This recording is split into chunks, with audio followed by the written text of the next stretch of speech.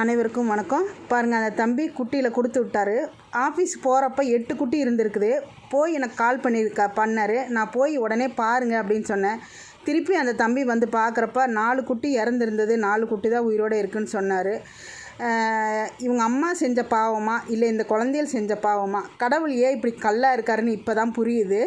தொப்புள் கொடி கூட இன்னும் காயலைங்க. பிறந்து 1 நாள் இல்லை 2 நாள் ஆகிருக்கும். ஆனால் மனசு ரொம்ப வேதனையாக இருக்குது. இந்த குழந்தையில எப்படி காப்பாற்ற போகிறோங்கிறது எனக்கு தெரியல. என்னால் முடியுமான்னு தெரியல. யோசித்து ட்ரஸ்ட்டில் கொண்டு போய் விடலான்னு முடிவு எடுத்திருக்கிறேன். குழந்தைகளோட சத்தத்தை காது கொடுத்து கேட்க முடியல.